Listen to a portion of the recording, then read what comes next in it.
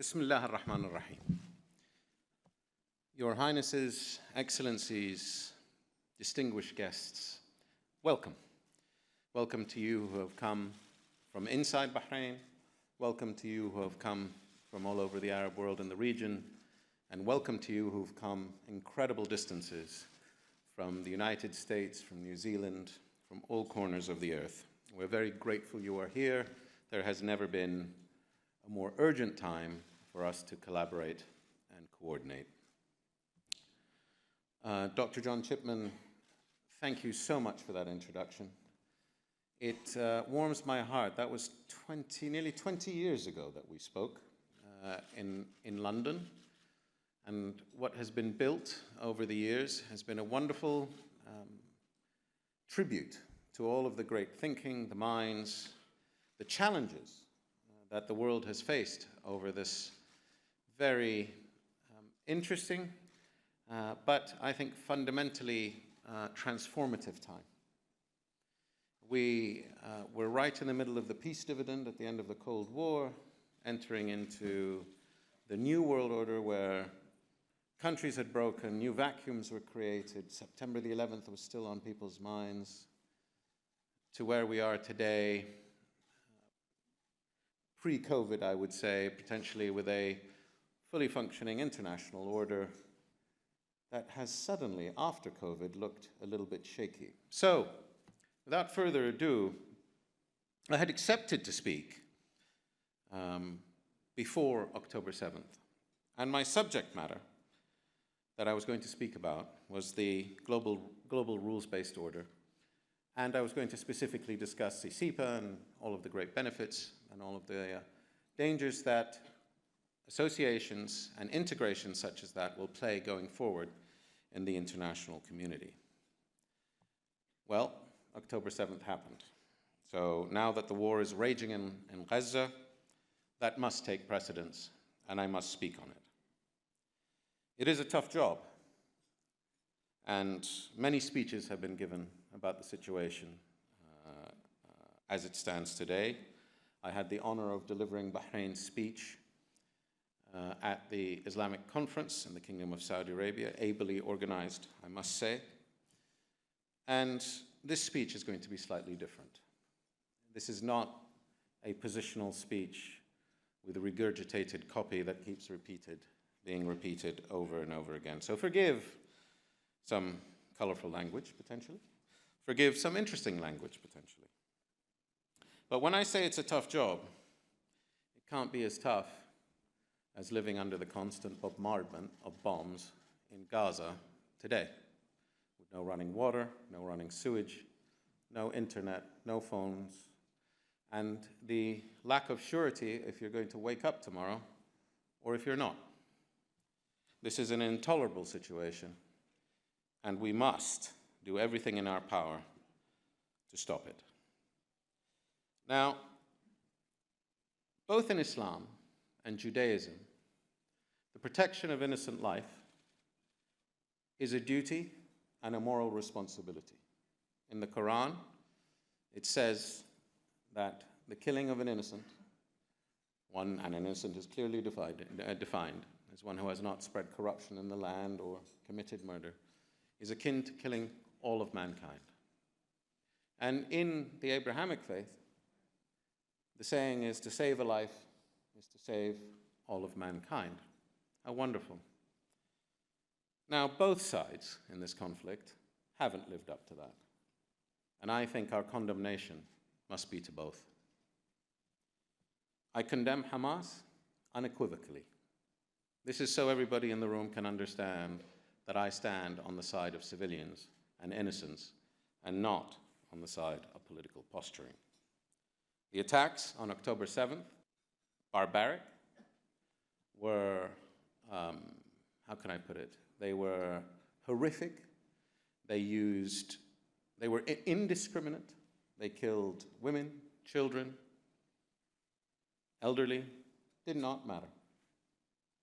They hit civilian institutions and they hit military targets. And on top of that, it seems it's okay now to grab hostages and take them away and speak about it as if it's an act of war. That is something that we condemn. And we condemned it on October the 9th, I believe, or 8th. Now, Israel.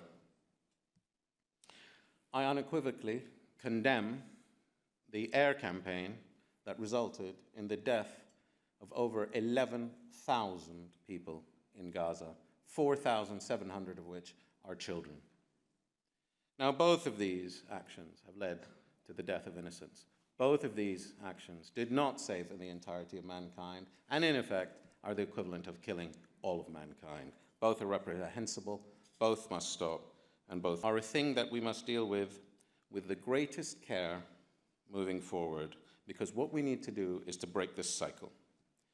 And let me speak a little bit prescriptively about how I think this can be achieved. Two of the most important things we must do today are to get the hostages out.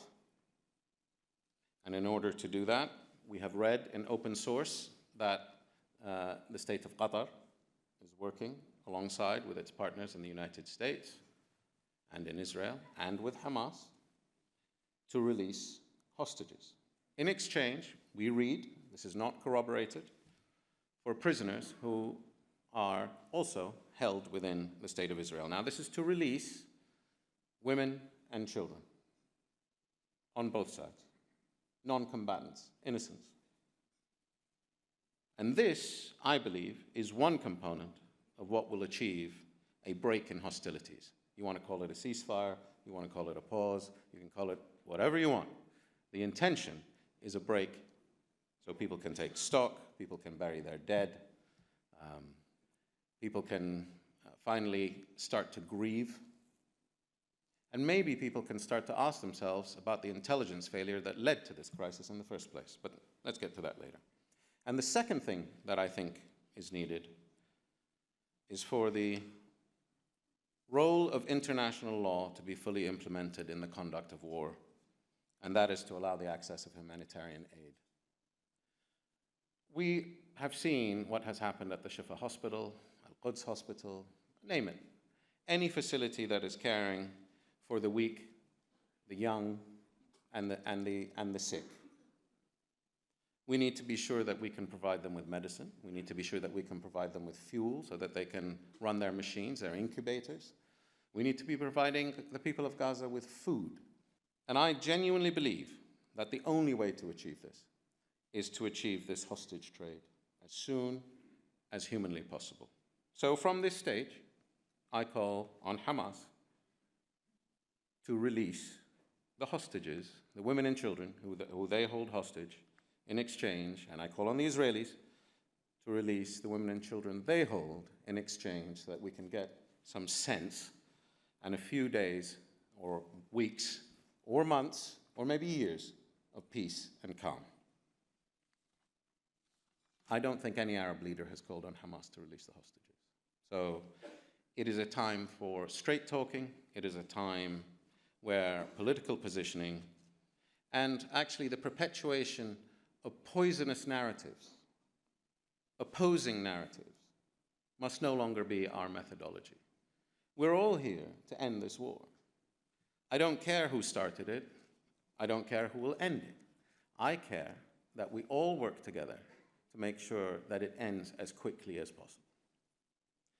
So, building on that, we all know that this conflict didn't start on October the 7th.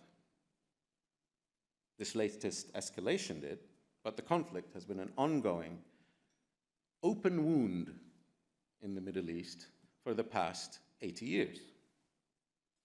And here's the kicker. No real security will ever be realized until a real two-state solution is found.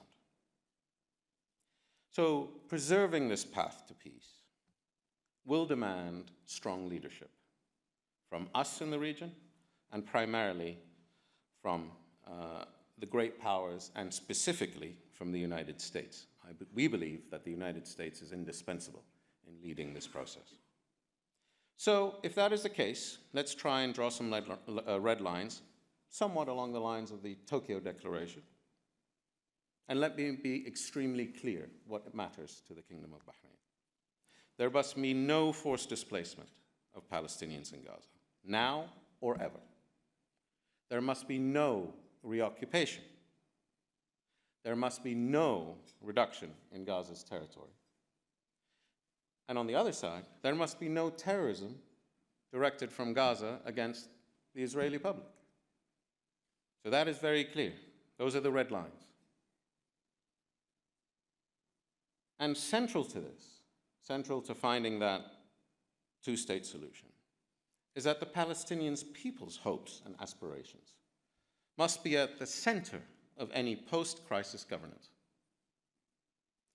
In the immediate aftermath of the war, conditions must be set to deliver elections. This is something President Mahmoud Abbas called for at the Islamic Conference. This is a key demand. And the Palestinian Authority is the sole legitimate representative of the Palestinian people today.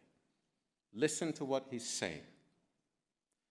Elections will lead to a strong, unified leadership across Gaza and the West Bank that can deliver hope and prosperity to the Palestinian people for years to come. And not only that, this organization, this process must lead to a serious interlocutor and partner in delivering a just and lasting peace with a viable and independent Palestinian state as its goal. Also, deliver security and stability to its Israeli neighbor. Now, failing all this and allowing the base rules of war to govern the outcomes here in the Middle East will only increase a very worrying trend I have seen on the international stage. And that is the erosion of the rules-based order. This is something that I was going to speak about, which is now actually putting it even to sharper focus. Military conflict or use of force cannot be the final arbiter in international disagreement. Diplomacy and international law must win. This stands here in Gaza and the aspirations of the Palestinian people, stands in Russia and Ukraine, stands in any other geography where people may fight over territory. And if we allow these institutions to erode, then I promise you, what you're seeing in Gaza will just be the beginning of powerful states imposing their will on weaker states, and nothing will stop it spreading until we are in a conflagration that consumes a great proportion of the world. So, ladies and gentlemen, I'm not one to speak for too long. I think I've been extremely clear. The abhorrent, abominable situation that the civilians of Gaza are existing under right now is something that I cannot, in good conscience, just let slide. We have to do everything in our power to prevent this, and that means working across lines, political lines, working with all of the parties involved to make sure that our voice, our reason, our best wishes for everybody get through. And I'll leave you with one image. There's a worrying concern I have, which is the Russian invasion of Afghanistan created Al-Qaeda. The invasion of Iraq allowed ISIS to flourish in the vacuum. Think what this will create in the age of social media. Not only do we risk the abject misery of a whole population, but we are creating the conditions for acts of violence to spread all over the world. And failing that, our inability to stop it, so encouraging them to do those things that need to be done to stop the war, I think we will be looking at a far more difficult next 20 years. So, ladies and gentlemen, thank you very much for taking the time to listen, and I wish you all the success in changing the narrative. Thank you.